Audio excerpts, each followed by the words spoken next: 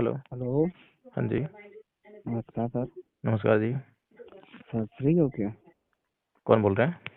Sir मैं अखिल यादव बोल रहा हूँ। अखिल यादव जी। जी। जी यादव जी। सर मैंने आपकी कई रिकॉर्डिंगें वगैरह सुनी इसलिए मैंने कॉल की। जी बताइए।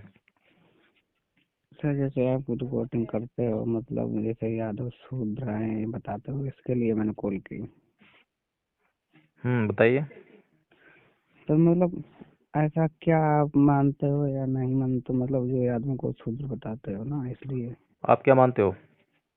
मैं तो क्षत्रिय मानता हूँ अपने को। मेरे जो ऑडियो सुने हैं उसमें कुछ सुना ही नहीं आपने? जी बिल्कुल सुना मैंने। तो उसमें क्या निकल के आया?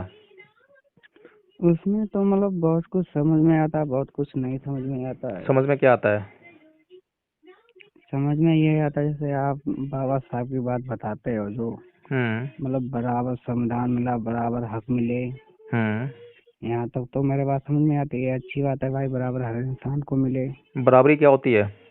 बराबरी ये होते मतलब जैसे समाज में समानता। समानता आप की जरूरत किस लिए होती है? भाई हक तो सभी का बराबर होना चाहिए। समानता नहीं, मतलब बराबर सभी क्यों होना चाहिए मैं पूछ रहा हूँ ना। समानता का बरा हक जो है होना चाहिए, सबका बराबर जो है क्यों होना चाहिए? वो इसलिए मतलब सभी एक एक समान रहे मतलब कोई नीचा बड़ा मतलब अपने आप को अच्छा एक बात क्षत्रिय। बताओ मुझे। जी। एक आदमी के पास जो है बंगला है, कोठी है, कार है, सब कुछ है। जी। और एक आदमी के पास जो है घर भी नहीं है, फुटपाथ पे रहता है, रहने के लिए मजबूर है या झुग्गी में रहता है।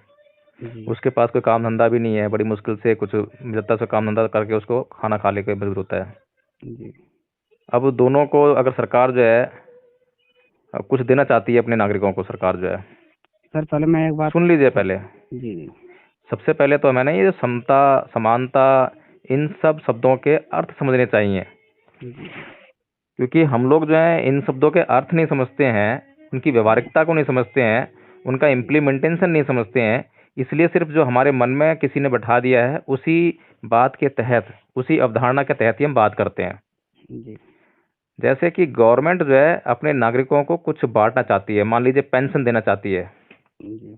तो यहाँ समानता का अधिकार अगर लागू हो तो सभी जो नागरिक हैं सरकार के, उन सभी को वो जो है समान रूप से पेंशन देनी चाहिए उसको। जी। लेकिन जिसके पास जो है बंगला है, गाड़ी है, उद्योग है, सब कुछ है, उसको भी वो 1,000 रुपये पेंशन दे रही है। और जी। जिसके पास कुछ भी नहीं है उसको भी 1,000 रुपये पेंशन दे रही है। तो ये जो समानता हुई ना, ये जी। तो ये समानता क्या व्यवहारिक है? जी। मैं ये पूछ रहा हूँ कि ये समानता सही है? वो तो बात आपकी सही है मतलब जो पैसा में है सब में जो नहीं है उसे भी मिलता जो है उसे भी मिलता है। देखो, ये समानता है जो मैंने बताई है, ठीक है ना, कि जी। सरकार जो है अपने दोनों नागरिकों को, एक गरीब है और एक, यार, एक गरीब है और एक अमीर है, दोनों को जी। जो है वो 1,000 रुपये दे रही है, ठीक है। जी। ये जी। समानता है। और एक होती है समता। जी। यानी कि जिस नागरिक के पास उद्योग है, काम धंधा है, कार है, सब कुछ है, उससे गवर्नमेंट को टैक्स लेना चाहिए। जी। और उस टैक्स से जो है उस गरीब को जो है रोजगार देना चाहिए, ताकि वो अपने रोजगार के तहत जो है अपना घर बना ले, वो भी एक गाड़ी खरीद ले, वो भी अपना जीवन जो खुशहाल कर ले। इसे समता कहते हैं। जी। समझ में आ गई बात? पहले मैं चाहता हूँ जैसे सर आप रिकॉर्डिंग डालते हो हाँ, रिकॉर्डिंग तो मैं डाल रहा हूँ। तो मैं ये चाहता हूँ ये रिकॉर्डिंग आप कीजिए इसमें हो मैं रही है ये। भाई, वो अपने आप ही ऑटोमेटिक होती है। अच्छा अच्छा। हम्म। तो मैं देखो मतलब मैं कुछ सही मतलब बोलता हूँ इससे कमेंट में मैंने आपके कई सारे कमेंट भी देखे हैं, ऐसी बात नहीं। तो मैं चाहता हूँ मतलब मैंने कुछ गलत बोला या सही बोला तो इससे हो सकता है मुझे कुछ सीखने को मिला या बिल्कुल हमें बिल्कुल। उनसे देखो सीखने को मिले। अखिल यादव जी, जी। आपके बात करने का तरीका बहुत अच्छा है। जी। और आपके बात करने में मुझे ये समझ में आ रहा है कि आप कुछ समझना चाहते हैं। जी। जी। ठीक है ना, तो ये सबसे अच्छी बात है। मैं भी जो है जब बात करता हूँ तो मैं भी लोगों को समझना चाहता हूँ, जी। उनको जानना चाहता हूँ। मेरी ये नहीं होती कि मैं उनको बताऊं, जी। जी। क्योंकि बताने के लिए तो बहुत विद्वान होना बहुत जरूरी है, सबसे ज्यादा बड़ा विद्वान होना जरूरी है ना। जी। तो हम लोग जो है आपस में जब डिस्कशन करते हैं तो हम एक दूसरे को जानने का प्रयास करते हैं। जी। और जब हम एक दूसरे को जानने का प्रयास करते हैं तो हम एक दूसरे को समझकर जो है एक दूसरे की दुख तकलीफ को समझते हैं। जी। जी। और जब हम एक दूसरे की दुख तकलीफ को महसूस करते हैं, उसको समझ जाते हैं, तो फिर हमारे गिले शिकवे नहीं रहते, फिर हम एक दूसरे की दुख और तकलीफ को दूर करने में लग जाते हैं। जी ठीक है ना? तो अब आपको जो समझ में आया था, समानता समझ में आई थी। जैसे सर अब मेरी एक बात ये नहीं समझ में आती, हम्म जैसे रामायण है, महाभारत है, ये सब, ये सर आप काल्पनिक कथा बताते हो, फिर भगवान बुद्ध को क्यों मतलब सच बताते हो? हाँ, ये जो तुम्हारा प्रश्न जो है ये बिल्कुल ठीक है। जी अब देखो, सर, जबकि भगवान बुद्ध विष्णु के 9वें अवतार बताए जाते हैं। अब बस यहीं रुक जाओ, नहीं तो बहुत हौच पौच हो जाएगा और इतना ज़्यादा तुम समझ भी नहीं पाओगे। जी जी बिल्कुल ठीक है ना? सही है सर। पहली चीज़ तो ये है कि हम किसी चीज़ को काल्पनिक माने या किसी चीज़ को सच माने। जी इन दोनों बातों को मानने या ना मानने का महत्व जब ही है जब ये दोनों बातें हमारे किसी काम की हों। काम क्यों? अगर ये दोनों बातें हमारे किसी काम की नहीं है तो हम उस पर चर्चा करें तो बेकार हो जाएगा, बिल्कुल। कोई फायदा नहीं है उसका। ठीक है? जी जी तो जो हम राम को जो है हमने कहा काल्पनिक, जी तो हमने क्यों कहा काल्पनिक, या हम जो है राम के चरित्र से जो है हम, क्योंकि जो हमारे महान पुरुष होते हैं जिनको हम महान पुरुष मानते हैं, जी तो जी हम उनको महान पुरुष इसलिए मानते हैं कि हम उनके चरित्र से कुछ सीख सकें। जी उनका चरित्र जो है हमारे जीवन में प्रेरणा का काम करे और उस प्रेरणा को लेके हम अपने जीवन में उन्नति और खुशहाली को लेकर आए। बिल्कुल। ठीक है ना? जी सर। तो पहली चीज तो ये है कि जो राम है, कृष्ण है, जी जितने भी हिंदुओं के ईश्वर हैं, जी जी सर, उनका हिंदू तो आप इतिहास भी हो? सुन तो लीजिए। अभी आप बीच में इन बातों को मत करिए, फिर नहीं तो अब हिंदू होने पर ही फिर बात शुरू हो जी जाएगी। नहीं सर, सर आप समझाइए समझाइए। हाँ, तो जो हिंदुओं के जो ईश्वर हैं, जी जितने भी देवी देवता हैं, उनका जो है ऐतिहासिक साक्ष्य नहीं मिलता है। समझ रहे हैं बात को? समझ रहे सर, बताइए आप। तो उनका जो है ऐतिहासिक साक्ष्य नहीं मिलता है, पहली बात। दूसरी बात जी यह है कि भगवान बुद्ध के जो है ऐतिहासिक प्रमाण और साक्ष्य मिलते हैं। ठीक है? जी तीसरी बात यह है कि जो अगर हम जो है मान लीजिए कि सारी चीज़ों के ऐतिहासिक साक्ष्य नहीं मिलते हैं, है ना? जी जी बहुत सारी चीज़ें ऐसे बहुत पुरानी हैं जिनके साक्ष्य मिलना आज मुश्किल है, तो ऐसा तो नहीं कह सकते कि जो हम जो है जिस अवस्था में हैं आज, तो हमारे जो पूर्वज हैं जिनके आज कुछ भी नामो निशान नहीं है, तो ऐसा तो नहीं कहते वो थे ही नहीं, वो थे जब हम हैं। जी ठीक है ना? तो इस तरह से हर बात को हम इनकार नहीं कर सकते। जी लेकिन अब राम और कृष्ण या हिंदू देवी देवताओं को अगर कल्पना मान रहे हैं हम जो है, या कल्पना जी कह रहा है कोई, तो एक बार के लिए हम ये मान लेते हैं कि वो सच है। जी उनको सच मान चलते हैं कि हम ये मान लेते हैं कि हाँ थे वो। सर मैं तो मानता हूँ, मतलब थे सुन जैसे। लीजिए, सुन जी जी लीजिए। बताइए बताइए। अब एक बार के लिए हम ये मान लेते हैं कि वो थे। थे। अब अगर वो थे तो हमें उनके चरित्र और जो भगवान बुद्ध का चरित्र है, जी जी हमें दोनों के बीच में थोड़ा सा तुलना करनी चाहिए, है जी ना? जी जी हाँ। और राम ने जो है हमारे जीवन में हमारे भलाई के लिए कौन से सिद्धांत दिए, पहली चीज। जी कृष्ण ने हमारे जीवन में हमारी भलाई के लिए कौन से सिद्धांत दिए। जी जो हिंदुओं के जितने भी देवी देवता हैं, ईश्वर हैं, जी उन्होंने हमारे लिए यानी मनुष्य की भलाई के लिए कौन से सिद्धांत दिए, जी जी जिससे कि वो उसका आचरण करे और अपना भला कर सके। ये हमारे लिए सबसे इम्पोर्टेंट चीज है। ठीक है ना? जी जी अब जब हम किसी हिंदू से इस बात को कहते हैं और पूछते हैं, तो वो एक बार भी नहीं कहता कि इनमें से किसी ने कोई सिद्धांत का प्रतिपादन किया या कोई सिद्धांत दिया मनुष्य के लिए। वो सिर्फ एक ही बात जानता है कि ये लोग जो हैं अवतार थे, चमत्कार करने वाले थे, ये तो छू करते हैं और लोगों का भला करता है। ऐसा ही माइंड में है ना सबके, जी बताइए। कि ये तो तथास्तु बोलेंगे और उसको सब कुछ मिल जाएगा। जी और इसी कारण से, क्योंकि लोगों के माइंड में ये सेट कर दी बात कि भैया ये चमत्कारिक चीजें हैं, जी ईश्वर चमत्कार करता है और उस चमत्कार से तुम्हारा जो है अनिष्ट भी होता है और कल्याण भी होता है। जी और अगर तुम्हें अनिष्ट से बचना है तो उसकी भक्ति करो। ठीक है? और तुम्हें उससे कुछ चाहिए तो भी भक्ति करो। दोनों चीजें उससे मिलने वाली हैं। जी तो जब ये बात जो है लोगों के माइंड में जब डाल दी जाती है, फिर उसके बाद जो है पात्रों का चरित्र चित्रण होता है।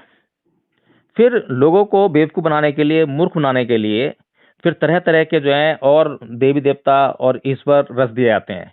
उन्हीं में से एक कल्पना और रची है अभी जो है, क्योंकि देखो अब मैं तुम्हें समझाने का प्रयास कर रहा हूँ। जी जी समझ गया। भगवान बुद्ध ने जब अपने सिद्धांतों का प्रतिपादन किया, अब ये तो पता ही है तुम्हें कि भगवान बुद्ध ने जो है बहुत सारे सिद्धांत दिए मनुष्य कल्याण के लिए।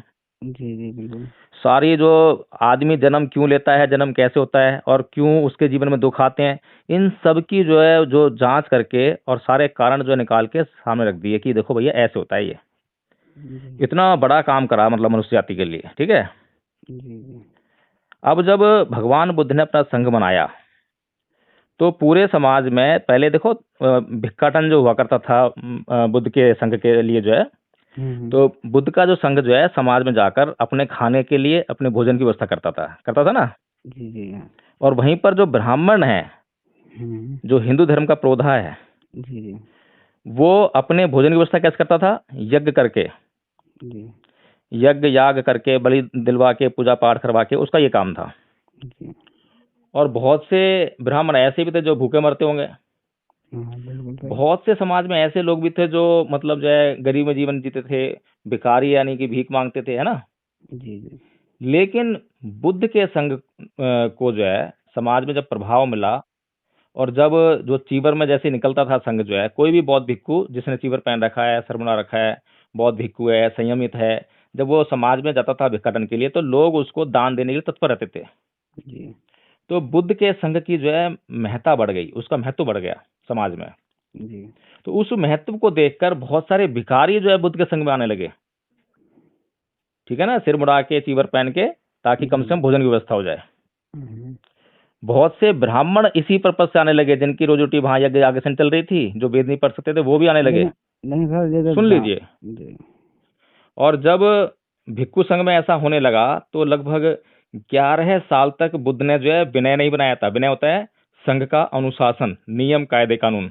जी लेकिन जब ऐसा होने लगा तो बुद्ध ने जो है संघ के लिए विनय बनाया, यानी कि कायदे कानून बनाया कि कौन चीवर पहन सकता है, चीवर पहनने के बाद कैसा आचरण करेगा, क्या करेगा, क्या नहीं करेगा, कब खाना खाएगा, कितना खाना खाएगा, कितने घरों में भिक्षाटन के लिए जाएगा, भिक्षाटन करते वक्त जो है कैसी स्थिति रहनी चाहिए, और अगर ऐसा आचरण नहीं करता है तो उसका जो है क्या उसको दंड मिलना चाहिए। ये सब जी व्यवस्था जो है भिक्खु संघ की स्थापना के लगभग 11 साल बाद हुई थी, ठीक है। सर सर सुन मेरे लीजिए, साथ अभी एक बात का जवाब आ रहा है आपके जो है। तो जब ऐसा जो है समाज में स्थापित हो गया और ये बहुत लंबे समय तक जो है भगवान बुद्ध का जो है प्रचार और प्रसार पूरे देश में, देश के बाहर भी जाके होने लगा। तो जी जब बुद्ध का प्रचार प्रसार इतने लंबे समय और इतने लंबे स्थानों तक होने लगा, तो जो ब्राह्मण है, जो बड़ा खुरापाती है, हम्म। उसने जो है फिर योजना बनाई कि अब बुद्ध को ही क्यों ना हम जो है ये जो ब्राह्मणी व्यवस्था है इसमें शामिल कर लें। जी इसलिए जो है अभी ये ज्यादा दिन की बात नहीं है, ये आजकल की बात है। ओ माय गॉड फिल्म देखिए ना, कौन सी sir? Oh my God, sir मैंने देखी नहीं, देखेंगे फिलहाल। देख लेना। ओ माय गॉड में भी है ये बताया है भैया कि जो भी क्या नाम है प्रचलित हो जाता है, जिसका नाम हो जाता है, उसी को देवता बना के पुजवाने लग जाओ और उस पर चंदा चढ़वाने लग जाओ। तो बुद्ध को जो है 11वां 12वां 9वां जो भी है अवतार इन लोगों ने घोषित करने का प्रयास किया, ठीक है। अच्छा जी अब हम मान लेते, चलो हम तो ये नहीं, अब इनकार नहीं करते सीधे सीधे, क्योंकि हम तो जांच करने वाले लोग हैं। जी जी और तुम्हें भी हम ये कहते हैं भाई, तुमने मेरे कई वीडियो ऑडियो सुने होंगे हाँ जिसमें मैं ये कहता हूँ भाई मेरी बात मत मानना, जांच कर लेना, जी ठीक है। तो जब हम जो है ये सुनते हैं कि भैया बुद्ध जो है विष्णु का अवतार थे, जी तो हम फिर जांच करने लगते हैं। जी और जब जांच करते हैं तो हम देखते हैं कि भाई हिंदुओं के किसी भी मंदिर में बुद्ध की कोई मूर्ति नहीं है, जी किसी भी बिल्कुल हिंदू के घर में बुद्ध की पूजा नहीं होती है, किसी भी हिंदू के घर में बुद्ध की तस्वीरें या मूर्ति नहीं मिलती हैं, ठीक है। जी तो इसका मतलब ये है कि ब्राह्मण अब ये चाहता है, क्योंकि ब्राह्मण की तो दुकान सजाने के लिए ईश्वर चाहिए, देवता चाहिए, जिनके जिनके नाम पे जो है ब्राह्मण मंदिर में बैठ जाए पुजारी बन के, और वो जो लोग आएं और वहां पे भगवान को दान चढ़ाएं, भगवान को फल चढ़ाएं, भगवान को चीजें चढ़ाएं, और वो चीजें भगवान तो खाता नहीं है, ना पैसे लेता सर भगवान, तो वो सारी चीजें कौन लेता है? पुजारी लेता है वो जो है। जी तो सर उसको जो मैं है मंदिर में लोगों का आना बहुत जरूरी है। सर मैं 2 मिनट बात हूँ। सुन लो, अभी मंदिर में लोग आएंगे तो उसको ये सब मिलेगा, ये ब्राह्मण के लिए है, तुम्हारे लिए तो नहीं है। ब्राह्मण के अलावा क्षत्रिय हैं इस देश में, है ना। जी बिल्कुल। हिंदुओं में जो है क्षत्रिय हैं, वैश्य हैं, फिर शूद्र भी हैं, है ना। जी जी तो जो हिंदू व्यवस्था के बाकी के जो अंग हैं, बाकी के अंगों को मानसिक गुलाम बनाना ब्राह्मण के लिए बहुत जरूरी है।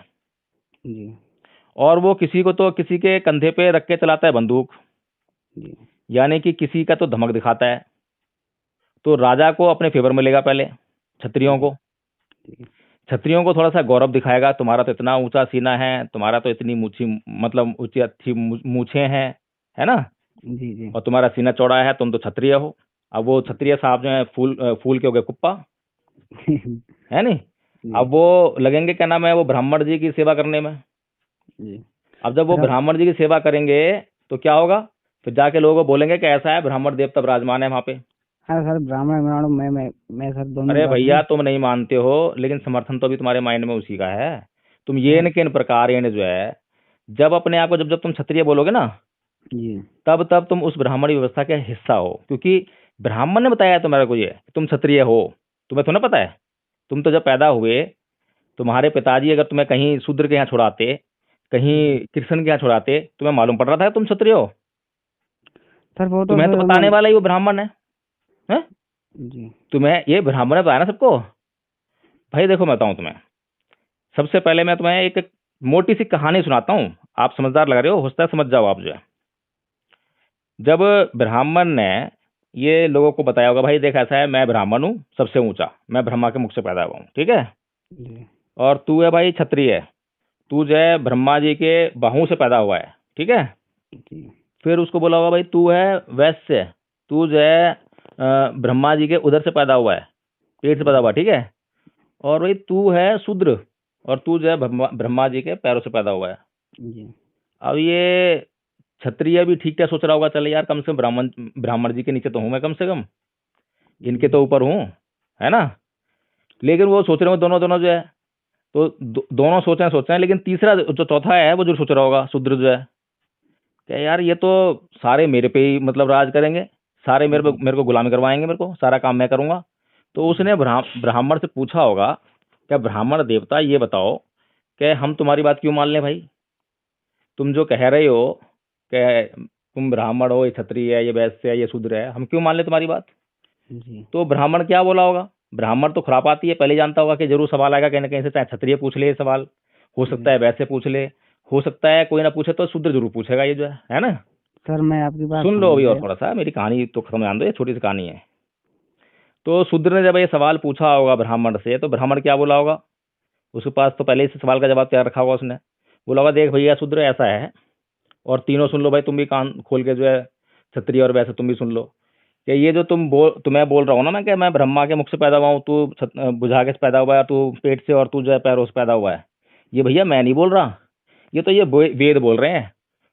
और फिर वो ये सवाल ये भी आएगा, वो शूद्र जो फिर बोलेंगे सवाल जो है, कि भाई ये बताओ ब्राह्मण देवता, कि हम ये कैसे क्यों मान लें कि वेद में जो लिखा है हम क्यों मान लें उसको जो है।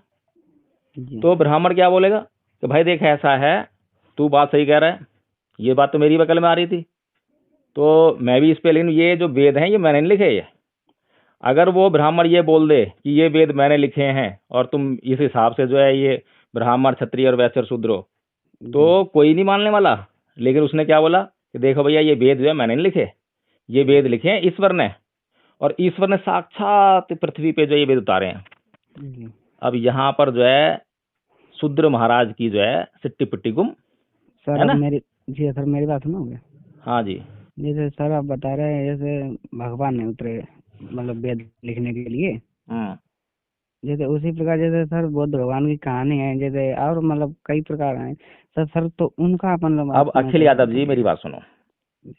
अब मैंने जितनी बातें आपसे करी ना आज, जी उन बातों में बहुत सारी बातें ऐसी हैं जिस पे तुम्हें सोच विचार करना चाहिए, मौलिक रूप से। मैं बिल्कुल करूँगा सर। मौलिक रूप से समझते हो कैसे सोच विचार करते हैं। जी अपने पास जो भी अब तक तुमने सुना है किसी से, जो भी तुमने किसी से समझा है, उसको साइड कर दो। बड़ा जी मुश्किल है ये काम। जी हम लोग जो है कोई भी नई चीज इसलिए नहीं खोज पाते हैं क्योंकि हम जो चीज मेरे हमारे माइंड में दिमाग में वही चल रही है रहता ना, है ना। चलती जी आई है, वही सोचते हैं हम जो है, उसके अलावा कुछ जी सोच नहीं पाते, है ना। जी जी उदाहरण दे रहा जो हूँ बात तुम्हारे को जो है मैं, जो दिमाग में है वही बार बार चलेगी है ना। ना।